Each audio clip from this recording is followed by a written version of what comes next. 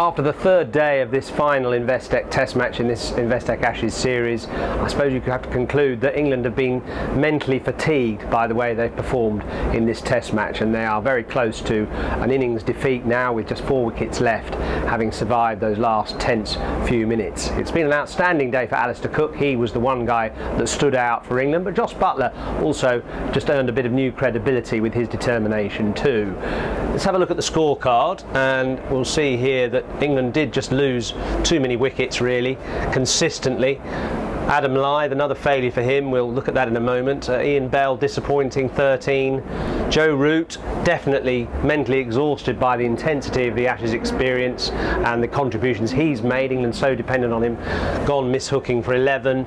Johnny Bairstow, decentish performance, 26. And then Ben Stokes, definitely he's been suffering from just the enormity of what's been achieved and the intensity of the Ashes cricket generally, playing a loose shot for his fourth ball and getting caught at slip for naught. But Jos Buttler, as I say, 33 not out. Now let's have a look at the performance of Cook in particular, and I just like the determination he showed. That innings lasting over 5 hours, very few boundaries, just a few through square on the offside, mainly off the spinner, 1 or 2 late cuts, a couple through the leg side, but an awful lot of ones, the little tucks off his pads, the little pushes into the offside. Total determination, total commitment, a real old-fashioned grind of a Test match innings, just what England really needed, just what the other batsmen needed to show as well.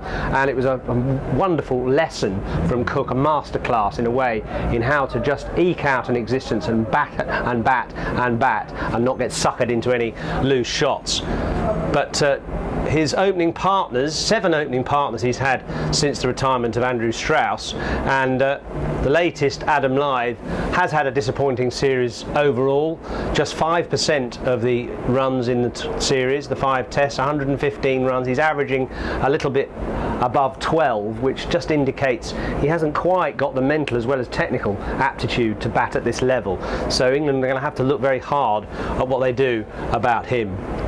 Australia improved in this Test match, partly because of the contributions with the opening batsmen and their commitment and application, but also with their bowling in this Test match was better for the inclusion of Peter Siddle. And look at his performance today, 16 overs, 10 maidens, 1 for 14, conceding less than 1 run and over, giving Michael Clarke control, meaning he could then alternate Mitchell Johnson and Mitchell Starc, and Nathan Lyon could keep ticking away, and Mitchell Marsh too, excellent, 10 overs, 1 for 28. Actually, Australia have out-bowled England in this match, never mind out-batting them. So we are left with the situation where England 203 for 6, 4 wickets for Australia to take to make the series 3-2, unless, of course, we get Armageddon. And there is rain forecast for Sunday lunchtime.